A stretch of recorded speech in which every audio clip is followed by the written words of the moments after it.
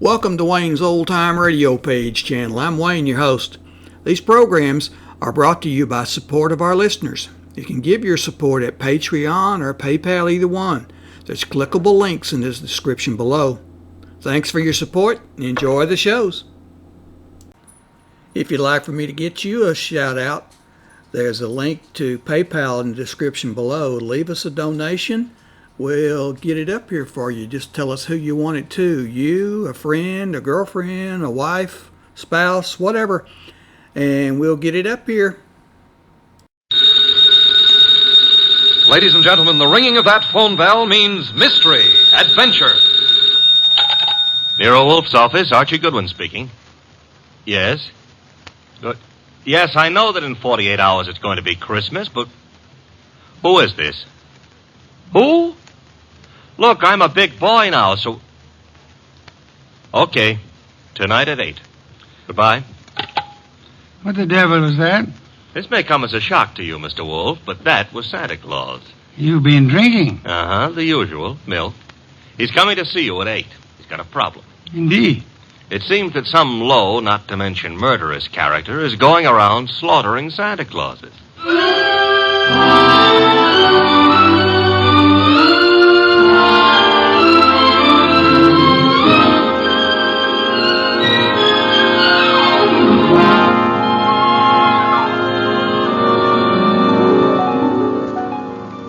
Ladies and gentlemen, it's the bulkiest, balkiest, smartest, and most unpredictable detective in the world. That chair-born genius, Nero Wolfe.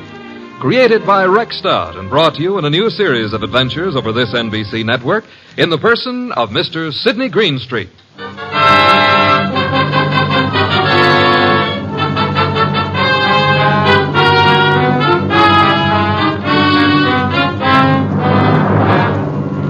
It began earlier than 8, however, the case of the slaughtered Santas. It began, to be precise, on the corner of 34th Street and Carlisle. The hour was close to 6, the weather cold, the sky dark. How you doing, Santa? I'm freezing to death, officer. It's a cold day. You packing up? Yeah, I guess so. Not many people around anymore. Oh, heading for home and dinner. How was the collection? Well, I don't need no armored car, but a few dozen kids are going to have something for their Christmas stockings. Your competition, the guy in the opposite corner, is already screaming. Probably got low blood pressure. Yeah, give me a hand to get the collection pot off the chains, eh? Sure, there you go. Yeah, thanks. Yeah, I'll just walk you down the block. Got a phone in. Okay, fine. One Santa still left. Wonder what he's waiting for. Santa Claus. Well, watch yourself going down those chimneys tonight, eh? Sure. Well, I'll cut across the avenue here. Be seeing you. Hey, that car coming down the street. Got its lights out. Look out!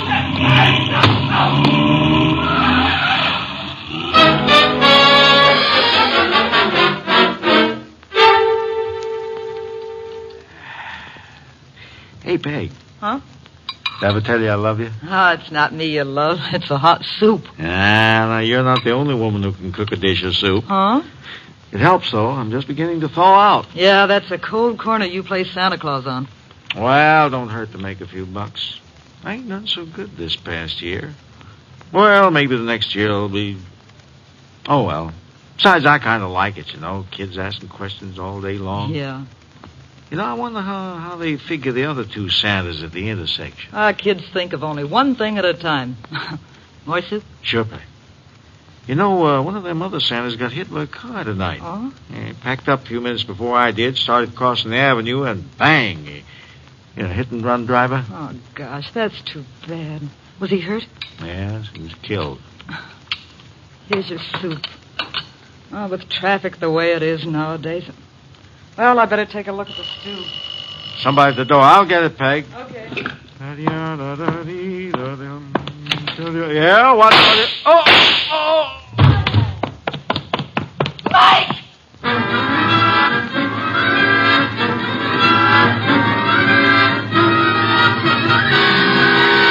Wolfe? Yes, Archie? I've been thinking. Good heavens. Oh, I admit it won't bring about a national emergency, but Mr. Wolfe, Christmas is only a couple of days away. If you're hinting about your present... No. I was just imagining you behind a team of reindeer. Your imagination is morbid. You'd make a wonderful Santa Claus. Phooey. You got the perfect build for it.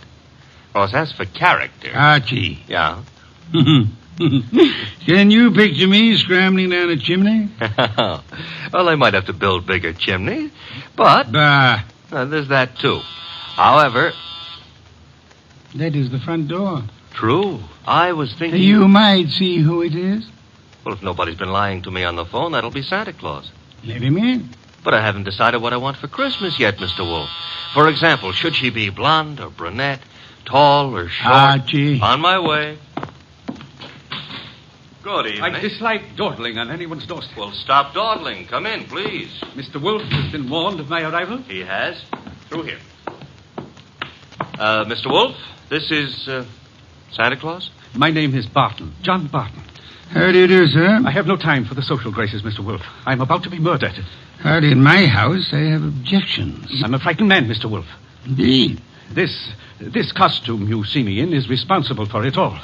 Why are you in it? I had a notion it might be, well, entertaining to play Santa Claus in public. I'm a wealthy man, sir. I can afford to have whims. Therefore, I have assumed this masquerade. However, it apparently is going to be the death of me. Mr. Barton, you have adequately conveyed an atmosphere and an emotion. I suggest you concentrate on facts now. Very well. I have been acting as Santa Claus for the Tuberculosis Fund. My station is the corner of 34th Street and Carlisle Avenue. I might add the northeast corner. Why? Because at that intersection there have been two other Santa Clauses. One on the southeast corner and one on the southwest corner. 3 Santa Clauses, then, on 3 corners. Yes, now then. Earlier tonight, the man on the southwest corner started home. He was crossing the avenue when he was run down and killed by an automobile. A regrettable accident. The car was running without lights. It deliberately ran the fellow down and then vanished. Not an accident, Mr. Wolfe. You saw this yourself? I did. One Santa Claus dead. The man on the southeast corner got home all right. According to the radio news flash, that's where he was killed by bullets. Coincidence? Possibly, but I wouldn't want to risk my life on the chance. This is Friday night. In the nature of things, you would have made 2 more appearances. Very well, Mr. Barton. I'll write you a check as a retainer, then hurry along home. I'm late now. No. I beg your pardon. You will neither hurry home nor notify anyone at your home of your whereabouts. But You will remain here until such time as I think it's safe for you to leave. The house is well guarded. I can't do that. In which case, I cannot accept you as a client. I fail to understand. Mr. Barton, it is very easy to murder someone.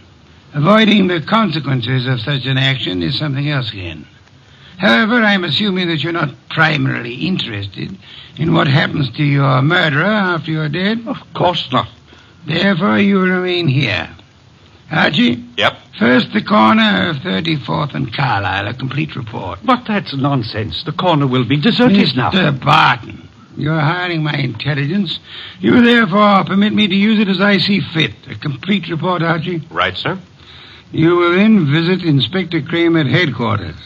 You will, in whatever manner you find effective, collect all the police information about the 2 already murdered Santas. Fine. The manner, I think, will be applying a blowtorch to the inspector's toes. Your levity is ill-timed. The inspector is likely to throw me out of my ear. Your problem. My ear? And on your way home, you might stop in at Mr. Barton's place. I don't see any purpose in that. Mr. Barton, there is a basic problem to which we must find an answer. Whether those 2 men were murdered because they were Santa Clauses, or because their deaths were merely preliminaries to yours. Archie, I suggest haste. Yes, sir. And avoid blondes. Hmm? I would like you to be home in time for Christmas.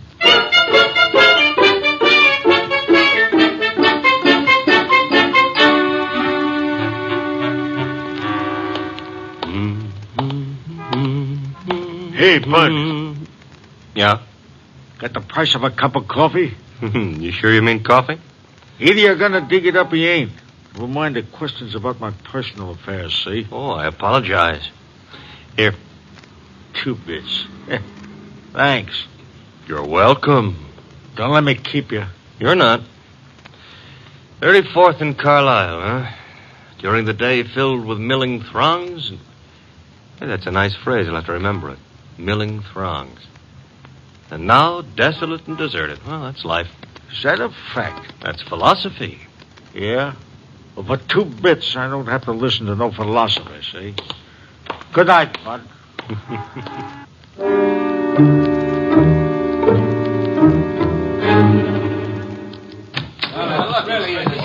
Uh-oh. The inspector's got company. If all you reporters will shut up and ask your questions one by one, I'll answer them. Inspector Kramer, it's true a couple of Santa Clauses have been knocked off tonight? It's true that 2 men who have been employed as Santa Claus by charitable organizations have been murdered, yes. Any connection between those 2 guys, or does somebody just hate Santa Claus? And so far as we know, there is no connection. That means it could be maybe some kind of maniac who's decided he doesn't like Christmas or Santa Claus. Is that right? The department is investigating along those lines. Like how? Well, we're checking all the local asylums for possible escaped lunatics. Yeah, but Inspector, suppose this nut has never been in an asylum. That'll be all, boys. Oh, but listen, I said that'll be all now. Anything new comes in, you'll get it, understand? Good one. Hello, Inspector. I spotted you coming in. What happened? You decided to reform and got a job on a paper? Nope. I'm a public-spirited citizen, that's all. Yeah, I could add a few things to that description with practically no strain at all. Mr. Wolfe and I are very sentimental about Christmas. We object to Santa Claus being killed. Nuts. Oh, Inspector, aren't you in favor of Christmas? I'm in favor of Christmas. I'm in favor of motherhood. Leave motherhood out of this. Neither of us are mothers. Our chances of becoming mothers aren't too good either. And furthermore... Okay, you're not giving, so get out of here. Thank you, Inspector. But Goodwin, Yeah? in case Wolfe decides to send me something for Christmas, you know what I wish he'd send me? What? Your head.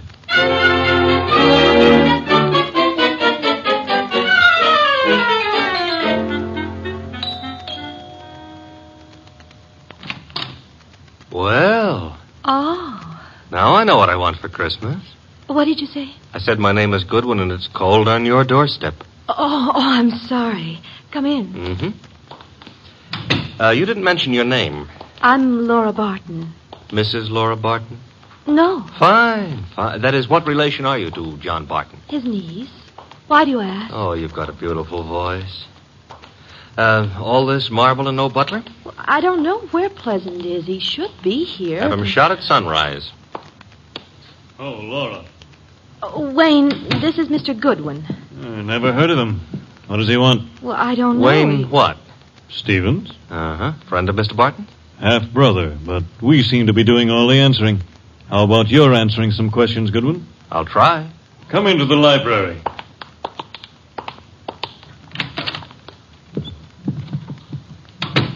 What do you want? For Christmas? Erase that. I would like to see Mr. Barton. He's not home. Where is he? Don't you know? I wouldn't have come here asking for him if I did, would I? I suppose that's true. What did you want with him? Conversation. About? Anything. You see, I like to talk to rich men. Are you rich?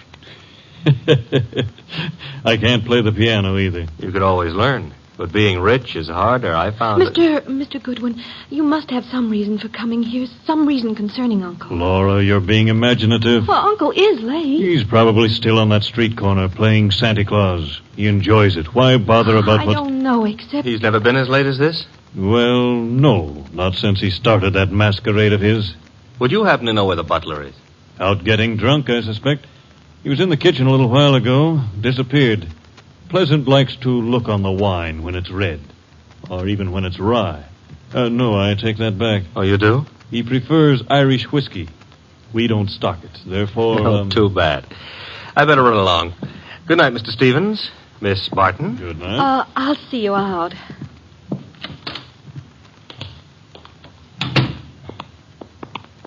Prettiest butler I ever saw. Blonde. Now, old Dr. Tidmouse always said, beware of blondes because... Mr. Goodwin, Well, I'm waiting. Mr. Goodwin, you must know something about Uncle. Something you didn't want to tell us. Makes you think so? Well, otherwise your visit was just pointless. Let's suppose I know. Now, I might be a kidnapper. Oh, no. My honest brown eyes. Your first name is Archie, isn't it? Archie? Archie Goodwin. Goes together nicely, don't you think? You work for Nero Wolfe. You're going back to him now? I might be, but then again, I might be going to the movies. I recognized you. Your pictures have been in the papers. Take me with you to see Mr. Wolfe. You can trust me. I never trust blondes. Oh, that's unfair. Well, no, I don't trust brunettes either. Furthermore, I'm not sure Mr. Wolfe would want to see you, so So? So why don't you, trail me home, hmm?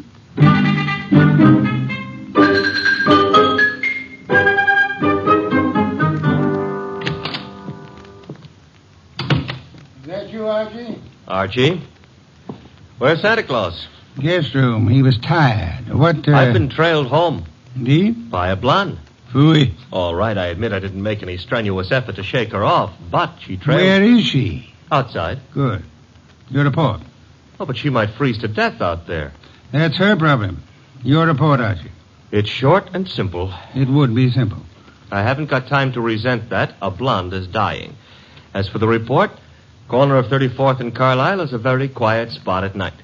No one was around, but a bum who got into me for a quarter. For coffee, he said. You will not put that quarter on the expense account. Stop worrying. That was a private gesture. There were 4 corners. Corner number 1 had a dress shop on it. Corner number 2, a drugstore with a beautiful redhead in the window making with a hair rinse. The ad said her name was Noreen, but it didn't give her phone number. Archie. 3rd corner was devoted to a shoe store, and the 4th corner had a bank on it. A bank? Uh-huh. Kind of thought we'd have a pause at that point. Mean something? Inspector Kramer's information consisted of... Oh, you're being coy. Kramer furnished the information the police could find no connection between the 2 murdered Santas. Except for the fact that they were both playing Santa Claus. Well, isn't that a little on the obvious side? This is an obvious case. The Barton home, Archie. Marble and old lace. The butler, his name is Pleasant, was among those missing. Among those present, Laura Barton, the old man's niece, and Wayne Stevens, his half-brother. Ah. Yeah, only for Laura. Stevens was not at all pretty. It was Laura Barton who followed you here. It was Laura. Archie, go upstairs and... Oh, now, wait a minute. The girl, the weather, common humanity demands that you have... Louis, you speak for yourself, not humanity. I'm human. On occasion, a debatable point. Very well. Let her in. Oh, thanks. Laura. Yes? Come in. Laura Barton, Mr. Wolfe. How do you do? How much money do you inherit on the death of your uncle? What? That is known as a shock treatment. However, I need an answer. Oh, Uncle isn't dead, is he? That, for the moment, is irrelevant. How much? Half his estate. The other half? Wayne, Uncle's half-brother. Very well. Archie, will you go upstairs and inform Mr. Barton that his niece is here? Uncle is here? On my way.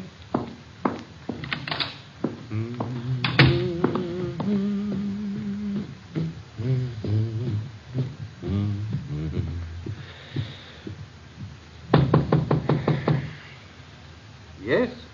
Archie, Mr. Barton. Come in. Mr. Wolfe would like you to come downstairs.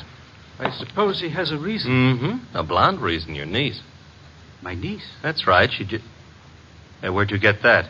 A man of my wealth finds it safer to carry a revolver. Yeah, but it's not safe to point it at people, especially for the people. Turn around, Goodwin. But, Mr. Barton, we're protecting you. By letting that girl into the house, if I had the time, I'd be amused. As it is.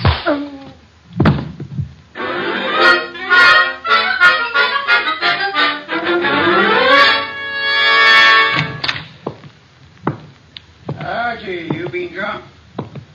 Good heaven. Oh. Uh-huh. Santa Claus came early. Your head. Which one are you referring to, my own or the one Santa gave me? You had better sit. No, I had enough trouble getting up a little while ago. I'm staying out of any positions in which I might have to do that again. Mr. Barton is among the missing. Indeed. Mm-hmm. Hit me on the head and used the back exit. I checked with Fritz in the kitchen on the way here. He offered a reason for his peculiar behavior? Laura Barton. So? I don't understand. Uncle wouldn't do... Uncle apparently has. He also, would appear, fancies himself in costume. Well, he used to be very much interested in the stage. He acted for a while a long time ago till the family objected. Archie? Got it. Nero Wolfe's office, Archie Goodwin speaking. You recite very nicely, Goodwin. This is Kramer. Let me have Wolfe, huh? Mr. Wolfe? Inspector Kramer. Yes, Inspector? The papers haven't been carrying it, Wolfe, but you're working on the Santa Claus case, aren't you? Possibility? You didn't send Goodwin down to headquarters on a possibility. Never mind. We're working on a line down here, Wolf. Now, look, if it doesn't strain your professional ethics, you might be able to help. How? There's a bank on the corner of 34th Street and Carlisle. We got the thought that suppose a gang was preparing to take that bank tomorrow morning. Those Santa Clauses have been on the corner for nearly a week now. They might have noticed something about the bank's routine, guards or what have you, that could interfere with the gang's plan. A mighty ingenious and imaginative thought, Inspector. Hey, you didn't say yes or no. I have at the moment no opinion. That's all you're going to give us? At the moment. However, Inspector, in a very little while I shall give you, the murderer. Archie, Miss Barton will remain here. As for you... Yeah? You return to 34th Street and find our coffee-loving friend. You will persuade him in whatever manner you think best to return here with you. Huh? Yes. You know, I think it possible you may be able to put that quarter on the expense account after all.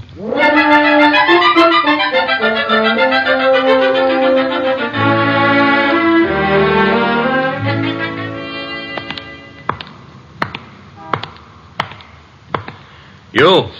What? Oh, why? I seen you before. Yeah, I've learned to love the neighborhood. That's why it's going to break my heart. What is? Leaving it with you. With... It's sensitive about having guns pulled on me tonight. Let go of me, will you? Not until I tell you that, McGraw. Yeah. Will you? Gun looks in a lot better shape than you do. You're coming with me. Oh, where? Mr. Wolfe would like to see you. Nero Wolfe? Yeah. Well, why? He's trying to salvage a quarter.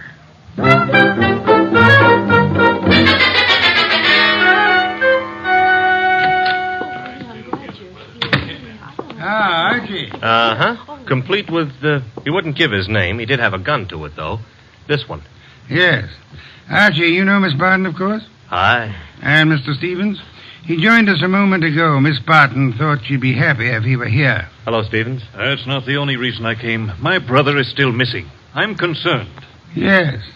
You, sir, will you sit down? Watching people stand makes me uncomfortable. I don't have to. You do. Archie is stronger than you are. All right. Ah, that's better. If you don't mind, Mr. Wolfe, I've never been here before, never met you. But you look as though you could handle things. I think my brother's been kidnapped. Possibility we shall have to consider. Miss Barton, perhaps you have a theory, too? Well, I don't know. Uncle's been behaving strangely for weeks now. What way? Well, I'm not sure. Wayne... Well, of course, John's always been a little peculiar, but I'm afraid I saw nothing especially strange. Outside of this Santa Claus stunt, of course. I see. Miss Barton, your uncle played Santa Claus all week on one of the corners of 34th Street and Carlisle. I know.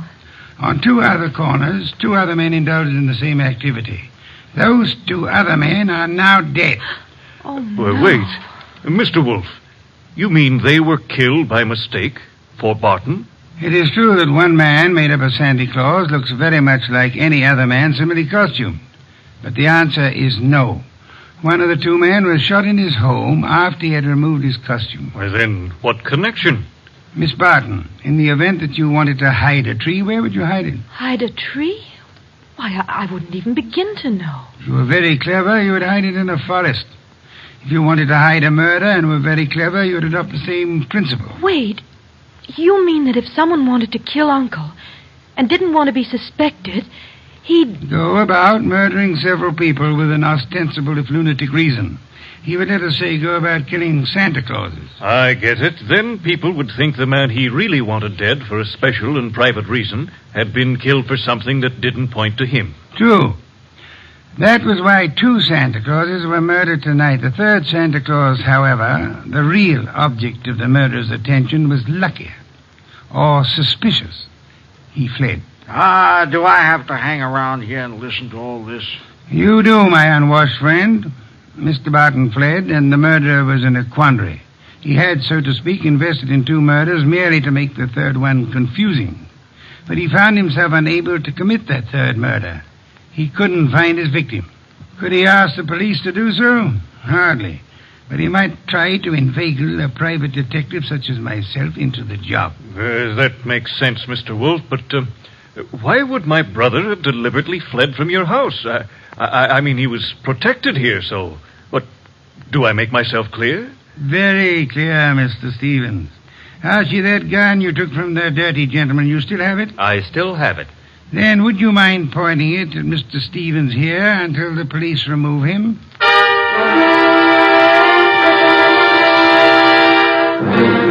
All right, come along, Stevens. Well, that's the end of Mr. Stevens. Inspector Kramer will take good care of him from now on.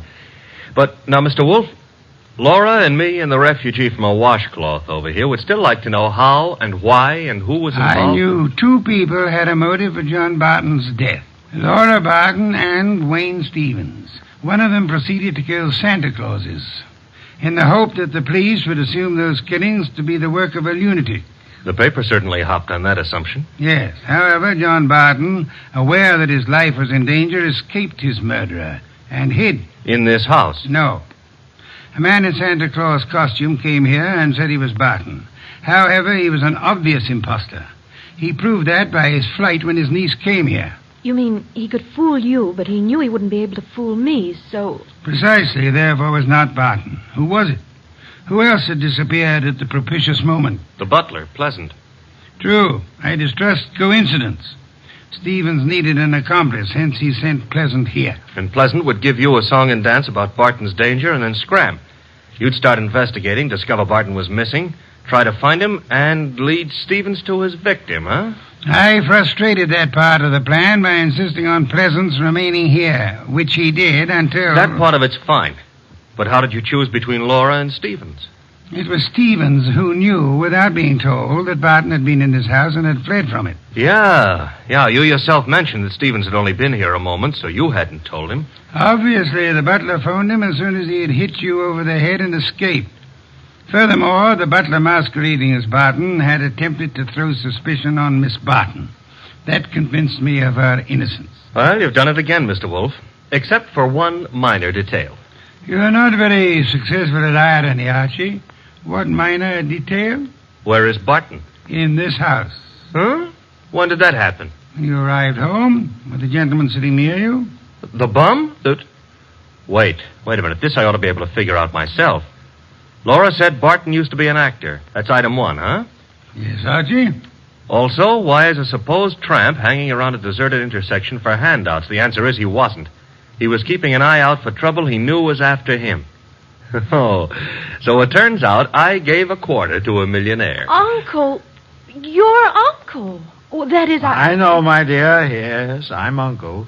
I did a rather decent job, didn't I? No one recognized me. Except, of course, you, Mr. Wolfe. Not recognition, Mr. Barton. Logic. Archie, open some beer for us. Yes, sir. Logic, eh? Well, whatever it was, Mr. Wolfe, I owe you a good deal.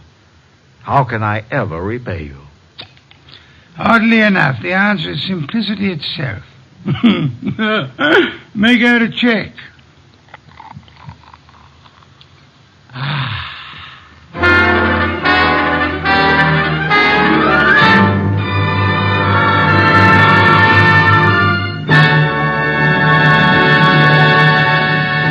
You have been listening to The New Adventures of Nero Wolfe, starring Sydney Greenstreet.